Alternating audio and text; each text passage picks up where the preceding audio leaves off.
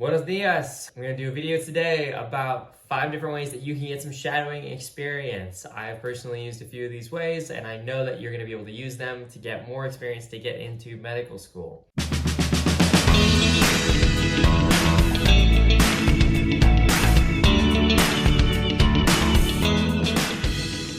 Okay, so the first way that we're going to discuss actually getting clinical experience is physician shadowing. Physician shadowing, I think, is the best method to get experience while you're actually in college. You can fit into your schedule. A lot of times doctors are pretty lenient. Oftentimes people don't know exactly how to go about the process of getting physician shadowing. So I wanted to tell you about the way I did it and the way I recommend you do it too. The way that I did it is I made a spreadsheet. So I came over here. This is an example spreadsheet for you guys to take a look at. So I made this spreadsheet of different doctors in my area. We got Dr. Spichemin, Dr. Veronia, Dr. Bigfoot, and we just put the locations that they're at. We put their phone numbers with their answer to you, just cold calling them.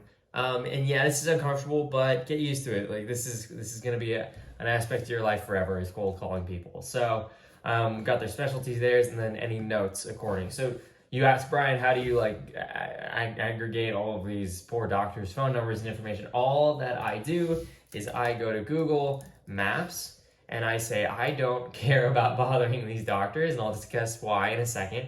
And I literally just say, doctors near me, right? And this is going to pull up all of these different types of doctors. So specifically, if you're interested in becoming a medical doctor, you're going to want to filter by MD. So we got all these doctors in my general area. Then all you need to do is say, oh, Wilson, or Nima, or any of these people. You know, you could literally just click on it and it'll pop up a little box on Google Maps. And then I'm just going to go ahead and copy this and then go ahead and paste that into the name thing. And then I can do the same thing with el locación, and as well, location,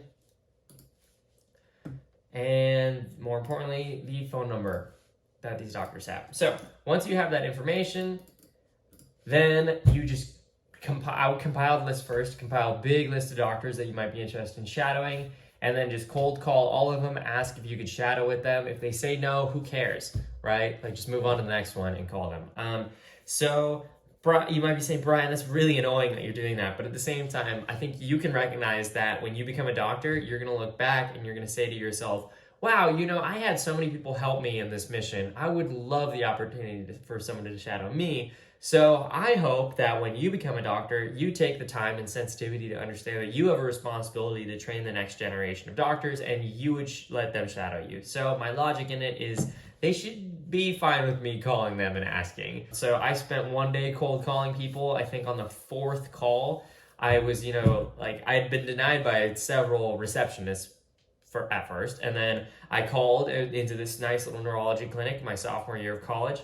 And I was like, hi, my name is Brian Young. I'm interested in shadowing. And within 30 seconds, the doctor was on the line and he said, Brian, don't worry, we're going to get you into medical school. Like, you come in, you shadow me, we'll figure out a time that works for you. And it was amazing. So I can't guarantee that happens to you, but I can say there are a lot of people in your communities who are doctors who are interested in having more people become doctors. We're passionate about our profession a lot of the time. So the second thing a lot of people can do is they can become EMTs. I've had 4 or 5 friends do this, and the process is excellent, and it gives you a lot of lifelong skills.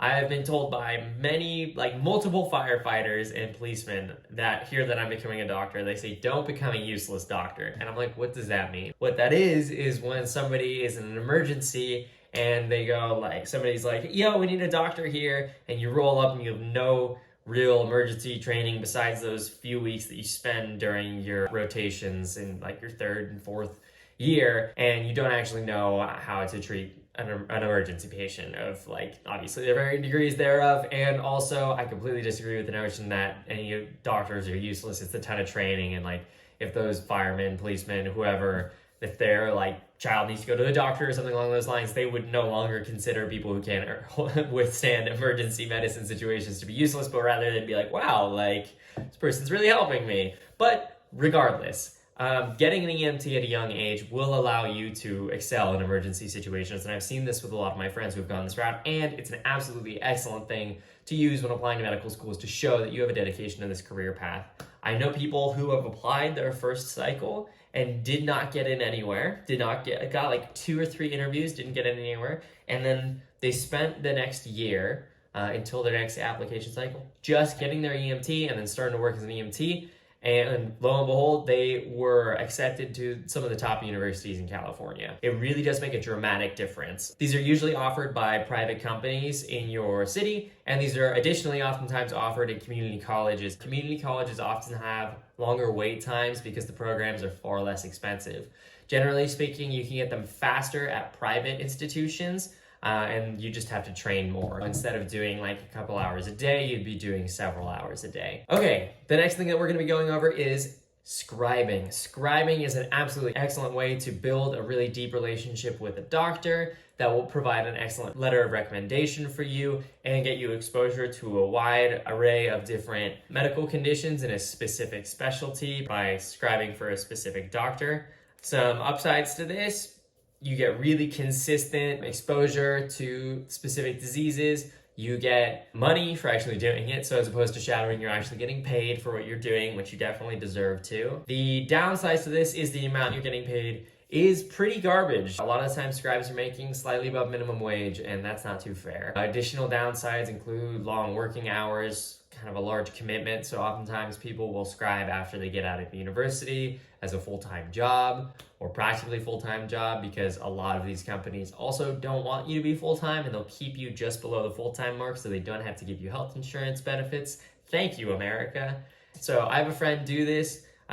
He did this for about 6 months before applying to medical school and was able to build a really close relationship with the doctor. However, they did not actually form this experience in the amount of time they needed in order to put it on their application. So get into this early so that you have that letter of recommendation already planned out and that experience already available for you to put on your application. Number 4 that I'm going to describe to you is something that practically no one will tell you except for me, and that is to become an ophthalmic assistant. Ophthalmologists are oftentimes looking for people who are willing to work within their practice. So personally, I worked for a cataract surgeon, and I was able to participate in a variety of things that would never be available to just like a scribe or somebody who is more of like an observing figure within a medical diagnosis or treatment. So I was actually able to help treat patients. I was collecting their history of present illness myself. I was seeing them through the process of surgery, taking measurements for their surgery. It was a lot of responsibility, and having that responsibility gave me something interesting to speak about in my medical school application and my medical school interviews. So if you want an interesting way to present yourself, I might check that out if I were you. In fact, I did check that out when I was you. Call up some of your local ophthalmologists. Use the same method that I was talking about with shadowing experience, but just call the ophthalmologist in your area and say, hey, I'm interested in ophthalmology. I think it's a really interesting specialty. I want to gain some experience with it. Would you happen to have an opportunity in which I could work for you as an ophthalmic assistant? Or you could kind of do like, hey, could I shadow you with the possibility of becoming an ophthalmic assistant? You would be surprised how many people are willing to help you. Just cold call. Just get used to the cold, all right? Especially California medical school applicants, because you're probably gonna go to school in the Midwest like your boy. Okay, cool cats. The last thing I'm gonna speak about today are summer internship programs. So I have had friends do this, and they had a really excellent time. Oftentimes the universities will know what medical schools wanna see as well, and they'll specifically tailor different programs to actually allow you to gain experiences that are really interesting to medical schools. As an example, I had a friend named Eric, and Eric did a summer program through UC Santa Cruz, and the program that he did was actually with Spanish-speaking underserved patients in medicine, and that was a very, very fascinating internship that he did, and things like that provide you with a ton of clinical hours. They do it in the summer where it's not pressuring your schoolwork, and it's very concise and beautiful, so I would check out those as well. Go on your school's specific web pages or consult with your career advisors or major advisors. Bonus thing that I'm going to provide you with is international medical volunteering. This was the most fun piece of medical experience that I got. prior to going to medical school. So what I did was I reached out to a clinic called the Roberto Clemente Health Clinic in Nicaragua. It's in Limon Dos, which is hilarious. It's literally the name of the city is Limon number 2, which I don't know the history of that. I tried to ask some people around the area, but either way. So just check out the Roberto Clemente Clinic.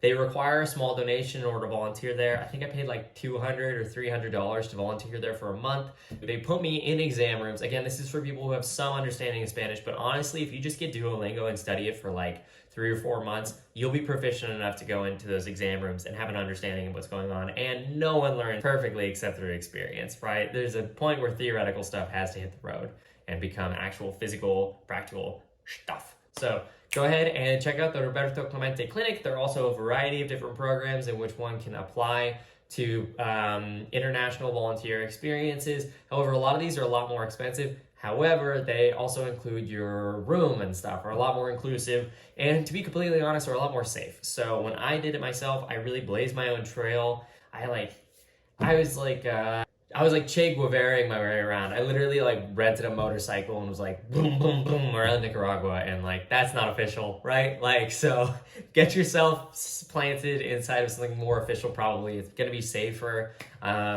The reality is the United States is a pretty dang safe place if you look at statistics from other places, and you need to adapt yourself to that, especially if you want to volunteer in places. You're oftentimes going to be volunteering in places that are slightly more dangerous than the United States. So make sure to take care of yourself, guys. Do your research, and if you want to get in contact with a specific organization, I'd say do it. I will say, one of the best experiences of my whole life. Get out there, make a difference in the vast landscape of the world. Don't just take all your talents and use them in the United States. Get out into the world, use your medical experiences in other countries to make a massive difference for these people. Thank you so much for coming to my channel. Much love, and have a great day.